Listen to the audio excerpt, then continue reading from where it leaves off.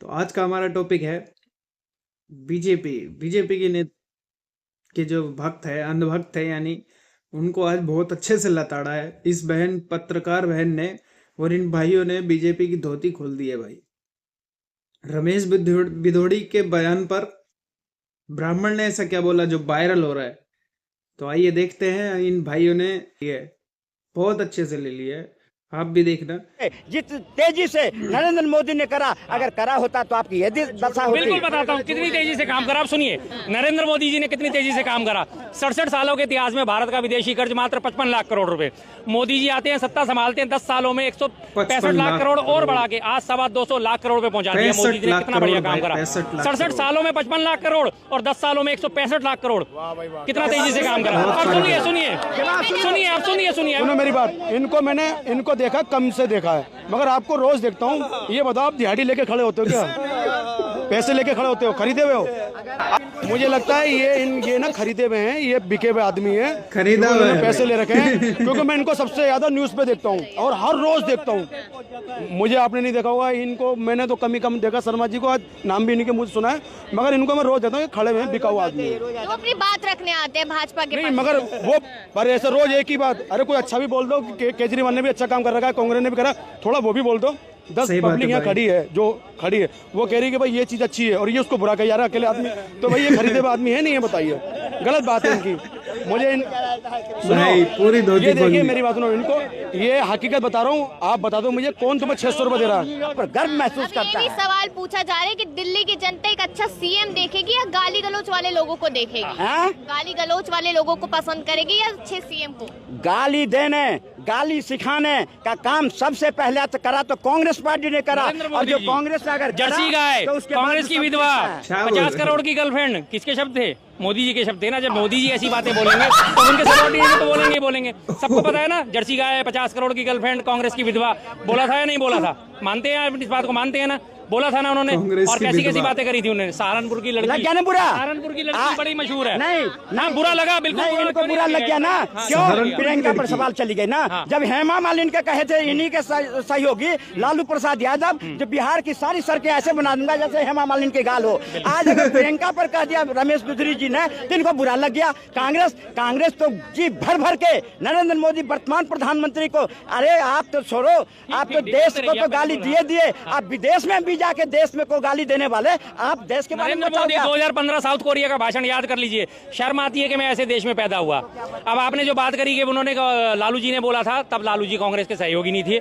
जब उन्होंने बात करी थी, आज से कम 15 साल पुरानी बात है, उससे भी ज्यादा पुरानी बात है। और उसके बाद उन्होंने माफी मांगी थी। दूसरी बात, क्या किसी ने एक ने कहा तो आपको लाइसेंस मिल गया दूसरे को अपशब्द कहने का? आप तो कल को इस बात को सही ठहराओगे। दुर्योधन जो था, दुशासन जो था, उसने द्रौपदी का चीरहरण करा था, तो हमने कर दिया तो क्या हो गया? यही बात बोलोगे? देश के 100% लोग जो आज वर्तमान में है, वो कांग्रेस के कार्यकाल को गाली दे रहा है। गाली दे रहा है, तभी तो कांग्रेस भागती फिर रही है। तभी तो भागती फिर रही है। आप काम करो, वो महिलाओं के विरोधी है, किसान के लिए, मजदूर के लिए वो लगे, अच्छा लगे। आपने अगर काम करे होते, यही काम करे थे ना। जब 55 साल शासन करने के बाद गांव में एक सड़क नहीं दी, गांव में एक अकाउंट नहीं दी, गांव में बिजली नहीं दी, गांव में शौचालय नहीं दी, गांव में एक मकान नहीं दिया। आज अगर मोदी दे रहा है तो आप भाग रहे हो। आप ये मत कहना कि मैंने पर्सनल लिया। 55 साल से गांव में सड़क नहीं दी। आप कैसे आए दिल्ली बिहार से? ये बताओ, सड़क के रास्ते ही आए थे या हवाई रास्ते आए थे? कैसे आए थे? या वो पुष्पक वाले विमान पे बैठ के आए थे? और बात हो रही है महिलाओं के सम्मान की। आपने मुझे उसका जवाब नहीं दिया कि दुशासन ने जो है द्रौपदी का चीरहरण करा था, तो क्या आपको लाइसेंस मिलेगा कि आप भी किसी के सरेआम बेइज्जती करोगे, चीरहरण करोगे? कि कोई दुशासन ने करा था इसलिए हम करेंगे? क्या इस बात को सही ठहराते हो? आप महात्मा गांधी के बहुत पूछते थे और कहते थे, सुनो, महात्मा गांधी जी कहता था अगर कोई एक थप्पड़ मारो तो दूसरा गाल बढ़ा दो। करते ना, कह रहे थे ना। लेकिन बेइज्जती करी तो आप लोग भी बेइज्जती करोगे, हैं? इसको इस चीज से जोड़ रहे हो? आप हमेशा किसी को बेइज्जती करते जाओगे और आप उससे अपेक्षा करोगे ये मुझे इज्जत करे, नहीं मिलेगी। भिदोड़ी के बारे में किसने क्या बोला, ये बताइए जरा। भिदोड़ी के बारे में किसने क्या बोला? किसी के कोई अपशब्द आप मुझे गिना दीजिए कि किसी ने भिदोड़ी को गाली दी हो, सरेआम गाली दी। भिदोड़ी का 2 रिकॉर्ड है। एक तो सरेआम उसने संसद में बोला था जब दानिश अली को बोला था, कैसे कैसे शब्द इस्तेमाल करे थे। दूसरा उसने अभी देख लिया और उस पर भी नहीं रुका। पहले प्रियंका गांधी जी को टारगेट करा, उसके बाद आतिशी को टारगेट करा कि आतिशी ने तो अपना बाप ही बदल लिया है, मारलेना से सिंह हो गई। यही बात पलट के हम कहें प्रेम कुमार धूमल के लिए, उनके अनुराग ठाकुर के लिए, तब आपको कैसा लगेगा? अनुराग ठाकुर, बाप का नाम क्या है? प्रेम कुमार धूमल।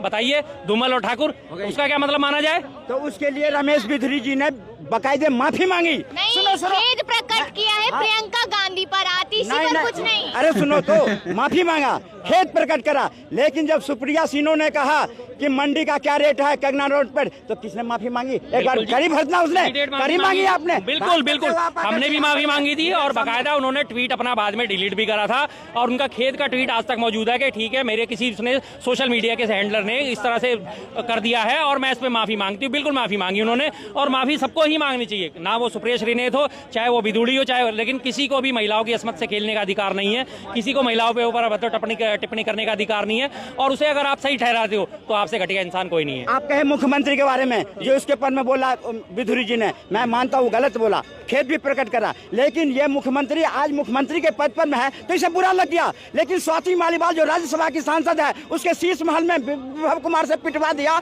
तब क्यों नहीं बोली हो? तब भी बोलना चाहिए, आंसू आना चाहिए ना। वो आंसू कहाँ गई थी उसके? शीश महल पे बहुत सवाल खड़े करते आप, शीश महल पे बहुत सवाल खड़े करते आप, तो राजमहल पर क्या कहेंगे? राजमहल पे क्या कहेंगे? मैं कहता हूँ राजमहल में अगर 1 रुपये की दमन हुआ है तो आप प्रश्न उठाओ, हम उसके साथ खड़े होंगे, आपके साथ खड़े होंगे, लेकिन ऐसे नहीं चलेगी। जो 7 करोड़ का एस्टीमेट और 8 करोड़ का टेंडर और 53 करोड़ तक पहुंचा, वो बीच के पैसे किसके हैं? इनके हैं, हमारे हैं, भाई सबके हैं ना, उस पर तो सवाल उठेगा। वो तो क्या कह रहे हैं? मैं ये कह रहा हूँ, मैं इन भाई साहब को रोज देखता हूँ, रोज। सुनो मेरी बात, इनको देखा, कम से देखा है, मगर आपको रोज देखता हूँ। ये बताओ, आप दिहाड़ी लेके खड़े होते हो क्या? पैसे लेके खड़े होते हो? खरीदे हुए हो? मुझे लगता है ये ना खरीदे हुए हैं, ये बिके हुए आदमी है, क्योंकि उन्होंने पैसे ले रखे हैं। क्योंकि मैं इनको सबसे ज्यादा न्यूज़ पे देखता हूँ और हर रोज देखता हूँ। मुझे आपने नहीं देखा होगा इनको, मैंने तो कम देखा। शर्मा जी को आज नाम भी इनके मुझे सुना है, मगर इनको मैं रोज देखता हूँ, खड़े हुए बिका हुआ आदमी। तो अपनी बात रखने आते हैं भाजपा के नहीं, मगर वो पर ऐसे रोज एक ही बात। अरे कोई अच्छा भी बोल दो कि केजरीवाल ने भी अच्छा काम कर रखा है, कांग्रेस ने भी करा, थोड़ा वो भी बोल दो। 10 पब्लिक यहाँ खड़ी है, जो खड़ी है वो कह रही है कि भाई ये चीज़ अच्छी है और ये उसको बुरा कह जा रहा है अकेले आदमी। तो भाई ये खरीदे हुए आदमी है नहीं है? बताइए, गलत बात है इनकी। सुनो, ये देखिए मेरी बात सुनो, इनको ये हकीकत बता रहा हूँ, आप बता दो मुझे, कौन तुम्हें 600 रुपये दे रहा है? जब मनमोहन सिंह के साथ हुआ था, तो मैंने समर्थन किया था कि नहीं किया था? जो बात जायज है, वो दिल्ली की जनता के साथ अगर धोखा किया है तो हम कहेंगे। अगर कांग्रेस ने गलत किया तो हम कहेंगे। अब बुरा लग रहा है इनको तो इनके है, लेकिन हमारे कहने का मतलब, छोटी सी बात और करना चाहूँगा, इनसे ये पूछो, मैं ही पूछता हूँ कि सरकार कौन सी अच्छी, पता है ये क्या कहेंगे? बीजेपी। सुनते रहे ना। और मैं कहूँगा आम आदमी, तो ये क्या कहेंगे? तुम आम आदमी बोल रहे हो। मगर मैं ये कह रहा हूँ सबके सामने, बीजेपी नहीं आना चाहिए। चाहे आम आदमी केजरीवाल आ जाए, चाहे कांग्रेस आ जाए, चाहे चंद्रशेखर आ जाए, चाहे ओवैसी आ जाए, कोई भी आ जाए, पर वो सरकार नहीं आनी चाहिए। क्योंकि 2014 से जब से सरकार बीजेपी की बनी है, जब से उससे ये पूछो इन लोगों से सस्ता क्या हुआ है महंगाई के अलावा, पूछो। और सुनिए, दिल्ली का दिल्ली के अंदर पर यूनिट देख लीजिए आप बिजली का, ठीक है, और यूपी का हाल देख लीजिए, यहाँ का हाल देख लीजिए। इनसे ये तो पूछ लो, चाचा ये 600 रुपये लेके खड़े हैं तो पूछो तो। आप जो प्रश्न पूछने आए हो, आप जिस पार्टी को वकालत कर रहे हो, आपको कितना दिया है वो जो आप वकालत करने आए हो? अभी तो बताओ अपना। सारी पार्टी की तरफ से है ये जब ही कहे ना, जो बीजेपी नहीं आनी चाहिए, बीजेपी नहीं आनी चाहिए, तो वो मानसिकता हम समझ गए कि वो कहाँ से पैसे लेके आए हैं, वो हम समझ गए। दिल्ली में कौन आएगा? दिल्ली में भारतीय जनता पार्टी की सरकार बनेगी। कैसे आ जाएगी? चाचा भी बहुत तेज है भाई। 26 साल से बाहर है। बताएंगे, सब बताएंगे, सारी चीज बताएंगे। अभी तो हमने प्रत्याशी भी घोषित नहीं करे हैं। जब प्रत्याशी फिर से कह रहे बिना दूल्हे की बारात लेकर भाजपा घूम रही है। बिना दूल्हे के बारात में ही हमने वहाँ जीते, हरियाणा जीते, बिना दूल्हे के बारात में मध्य प्रदेश जीते, बिना दूल्हे के बारात से हमने महाराष्ट्र जीते। क्यों कहते हैं मोदी जी के नाम पे वोट दे दो? क्यों कहते हैं मोदी जी के नाम पे वोट? क्यों नहीं मांगेंगे? क्यों नहीं मांगेंगे? प्रधानमंत्री कांग्रेस पार्टी मांग सकती है, अब राहुल गांधी के नाम पर में तो भाजपा क्यों नहीं मांगेगी? क्या कांग्रेस ने कि राहुल गांधी के एक बयान दिया है, एक बयान दिखाइए कि राहुल गांधी जी की वजह से वोट दो, या इंदिरा गांधी जी की वजह से वोट दो, या हमारे नेहरू जी की वजह से वोट दो, या शास्त्री जी की वजह से वोट दो। पिछले किसी भी प्रधानमंत्री का आप नाम लिखाया राजीव गांधी जी के नाम के, जबकि वो शहीद हुए, राजीव गांधी जी शहीद हुए, दिखा दीजिए एक बार भी, एक भी किसी का बयान दिखा दीजिए कि राजीव गांधी जी ने देश के लिए अपनी जान दी थी इसलिए हमें वोट दे दो, इंदिरा गांधी जी ने देश के लिए अपनी जान दी थी इसलिए हमें वोट दे दो। लेकिन मोदी जी का बयान मैं आपको दिखा दूंगा। शहीदों के नाम पे पहला वोट आपका किसके नाम होना चाहिए? क्या आपका नाम पहला वोट शहीदों के नाम पे मुझे मिल सकता है? हाँ, पब्लिक ने मांगा। जब 2019 हुआ था पुलवामा, याद है ना आपको? पुलवामा के शहीदों के नाम पे वोट मांगे गए थे या नहीं मांगे गए थे? बार बार वो अपनी गरीबी का रोना रोते हुए हमेशा वोट मांगते हैं। मेरी भैया माँ जो है बर्तन मांजती थी इसलिए मुझे वोट दे दो।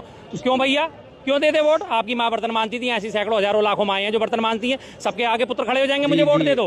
किस काम के नाम पे आप वोट मांगे? ये देखिए आप, सबसे बड़ा उदाहरण आज देश की हालत आपने क्या कर दी है, ये देखिए। अब आप इसे अखबार तो पढ़ा करो थोड़ा सा, बड़ी बड़ी हेडिंग तो पढ़ लिया करो। अब देख लिया अनुमान, जीडीपी रोकते हैं, जीडीपी हमारी 5 ट्रिलियन की हो जाएगी, तीसरे नंबर पे आ जाएंगे। जीडीपी की क्या है, ये हकीकत है। लेकिन इस हकीकत की पता है वैल्यू क्या है? ये कल के अखबार में छपा था, आज मैं इसे उखाड़ के लाया हूँ, और कल अगर लोगों ने पढ़ा होगा तो आज इसे पढ़ने के बाद ये अखबार रद्दी के ढेर में चला गया होगा। सीधी सी बात है, इसलिए आप लोगों के दिमाग हमने वो भी अखबार पढ़ते थे सुबह उठ करके, जिसमें होता था 2G घोटाला, स्पेक्ट्रम घोटाला, कोयला घोटाला, सारा घोटाला। तभी तो देश की जनता ने वो घोटाले से तस्त होकर आपको किनारे कर दिया।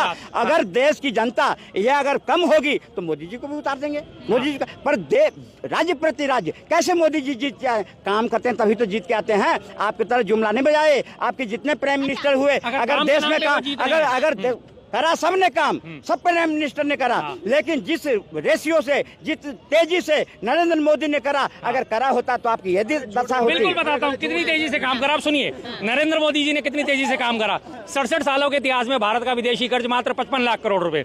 मोदी जी आते हैं, सत्ता संभालते हैं, 10 सालों में 165 लाख करोड़ और बढ़ा के आज 225 लाख करोड़ पे पहुंचा दिया। मोदी जी ने कितना बढ़िया काम करा। 67 सालों में 55 लाख करोड़ और 10 सालों में 165 लाख करोड़, कितना तेजी से काम करा। अब सुनिए, अभी मेरी बात खत्म नहीं। मोदी जी ने इतनी तेजी से काम करा, जब 2014 में सत्ता संभाली थी, मात्र 22 करोड़ लोग जो थे वो BPL थे, बिलो पॉवर्टी लाइन, गरीबी रेखा से नीचे रहने वाले। आज हालत ये है 10 सालों में 81 करोड़ लोग BPL हो गए हैं। उन्हें बिलो पॉवर्टी लाइन होने की वजह से 5 किलो राशन से नवाजा जा रहा है। कितनी तेजी से काम करा। भारत की अर्थव्यवस्था आप उन्होंने बढ़ा दी, लेकिन भारत पे कर्ज कितना बढ़ा दिया मोदी जी के अकॉर्डिंग कोई नहीं मानता। अब आप सुनिए, भुखमरी इंडेक्स में 2014 तक भारत का स्थान कितना, 55वें नंबर पे, और आज भारत विश्वगुरु, कथित विश्वगुरु के राज में आज भारत में जो है 111वें नंबर पे भुखमरी इंडेक्स में। खुशहाली इंडेक्स में 160 देशों में भारत का नंबर 143वां देश। हैप्पीनेस इंडेक्स जिसे कहा जाता है खुशहाली, और उसमें प्रेस इंडेक्स में, प्रेस फ्रीडम इंडेक्स में 180 देशों में भारत का स्थान 163वां, क्योंकि यहाँ पे पत्रकारों को पकड़ के नंगा करके ना उनकी थाने में परेड कराई जाती है और उनके फोटो खिंचवाए जाते हैं। सबसे बड़ा उदाहरण आपको देता हूँ, यूपी में एक पत्रकार था, उसने मिड डे मील की कहानी उजागर करी थी कि देखो कैसे नमक रोटी दी जाती है, सिर्फ ये नमक और रोटी दी जा रही मिड डे मील के नाम पे। उस पत्रकार को बुला के थाने में उसके कपड़े उतरवा के उसे घुटनों पे बिठा के और उसको परेड करवाई थी, और उस वीडियो को सर्कुलेट करा था कि दोबारा ये बात मत उठा देना। सुनते रहो जरा सा, कितनी राज करा। एक आखिरी और 84 क्या कहते हैं, जो इंदिरा गांधी इमरजेंसी लगाई थी, सारे पत्रकार को पकड़ के जेल में ठूस दिया था। किसी भी आम आदमी को बोलने का एक हक नहीं था कि किसी सरकार के खिलाफ बोल जाए। तब आपकी नैतिकता कहाँ गई थी? अगर देश पे अपनी जेब। हाँ, आप क्या कह रहे थे? आप कहते हैं एक बात और बोलिए। हाँ, मुझे एक बात ये कहनी थी, ये अंकल जी सुनो, इनका जवाब ले लो, अब इनका जवाब ले लो, 1 मिनट जवाब ले लो। जब ये कहे इन्होंने, अगर 150 करोड़ की मनमोहन सिंह के टाइम में था तो कितने एम्स थे? एक एम्स था। अरे सुनो, अगर तो उपलब्धि थे लोग, एक एम्स पूरे हिंदुस्तान में थी, और उसके बाद जो 6 एम्स बने अटल जी के शासनकाल में बने। आज कितने हैं? 26 एम्स हैं। और जो 70 साल में कांग्रेस ने 70-75 एयरपोर्ट बनाए, आज 150 से ज्यादा एयरपोर्ट है देश में। IAPM जितने आपने सुनो, और फिर आपने जिस रोड की बात करते हो, जो आपने एक हाईवे नहीं बनाए थे, आज अगर कर्ज, सुनो, अरे बता देता हूँ ना। आज दिल्ली से बाहर निकलो, देखो चकाचौंध हाईवे, ये 2 मिनट अभी भी बने, या खजूर में आके चश्मा खोल के जाकर। अभी ना लोकसभा के चुनाव नहीं है, अभी दिल्ली के चुनाव है, तो दिल्ली की बात करते हैं, दिल्ली की सरकार पर बात करते हैं। जनता कह रही है कि केजरीवाल ने जितनी भी सुविधाएं दी है बहुत पसंद आ रही है।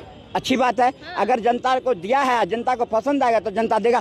पहले 2020 में तो कहा था ना केजरीवाल, अगर मैं काम किया हूँ तो वोट देना, वरना मत देना।